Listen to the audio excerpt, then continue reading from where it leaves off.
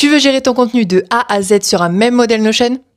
C'est possible. J'ai créé un modèle qui va te permettre de centraliser la création, la planification, l'analyse et la publication de tous tes contenus sur toutes tes plateformes. C'est-à-dire ton blog, TikTok, Instagram, ta newsletter et peut-être bientôt YouTube.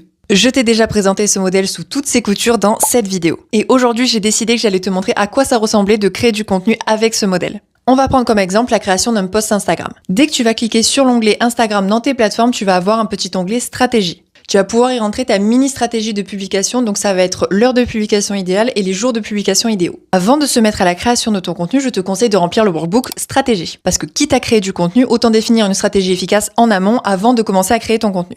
Une fois que c'est fait, on est parti et tu peux cliquer sur nouvelle page. Donc là, on va tomber sur un modèle tout prêt que j'ai spécialement créé pour Instagram et qui va te permettre une création de contenu efficace. Dans un premier temps, tu vas remplir les propriétés qui sont tout en haut de ta page. Du coup, tu vas pouvoir mettre la date à laquelle tu penses publier ce contenu et également les images et fichiers reliés à ce post Instagram. Ici, tu vas pouvoir choisir l'état actuel de ce contenu. Donc, par défaut, ça va être un contenu qui est à faire. Mais vu que là, on est en train de le rédiger, tu vas pouvoir changer de à faire à en cours.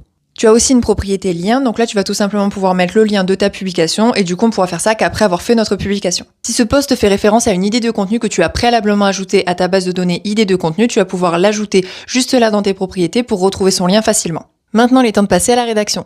Sachant que la limite de caractères fixée par Instagram est de 2200 caractères, je t'ai implémenté un widget que j'ai créé moi-même qui va te permettre de suivre tes caractères au fur et à mesure de ta rédaction. Une fois que tu as rédigé ta description et que la limite de caractères n'est pas dépassée, n'oublie surtout pas de copier-coller dans l'onglet description ce que tu viens d'écrire dans le widget, sinon une fois que tu auras rechargé ta page, tout ce qui est dans le widget disparaîtra. Une fois que ta description est terminée, il est temps d'ajouter tes hashtags. Donc moi je t'ai mis 3 listes déroulantes correspondant à 3 thèmes. Donc si tu as plusieurs thèmes de publication dans tes posts Instagram, n'hésite pas à copier-coller tes hashtags pertinents dans chacune de ces catégories. Ça te permettra de les copier-coller hyper facilement à la fin de tes descriptions. Ensuite, on va remonter tout en haut de la page et on a la section Action. Cette section, c'est comme un petit résumé en fait de toutes les choses que tu vas avoir à faire, toutes les actions que tu vas avoir à mener pour créer ton post Instagram de la création à la publication. Une fois que tu as fini une des actions, tu vas pouvoir la cocher et elle va automatiquement disparaître de tes actions et apparaître dans la section Archives. Du coup, là, le but, c'est de cocher toutes les petites actions à faire pour considérer que ton post, il est complet et bien fait. Tu es bien évidemment libre de supprimer certaines actions qui ne t'intéressent pas ou bien d'ajouter des actions qui, toi, te paraissent pertinentes. Une fois que tu as planifié et publié ton contenu, il va falloir revenir sur cette page pour mener une dernière action. 2 dernières actions, en fait. La première, c'est que tu vas enfin pouvoir ajouter le lien de ta publication tout en haut dans tes propriétés. Et la seconde, c'est qu'on va enfin passer aux statistiques. Pour y accéder, c'est très simple. Tu vas remonter tout en haut de ta page et tu vas cliquer sur statistiques du post. Il ne te reste plus qu'à remplir les statistiques de ton post. Donc, tu vas avoir, par exemple, les vues, les j'aime, les commentaires, les partages, etc.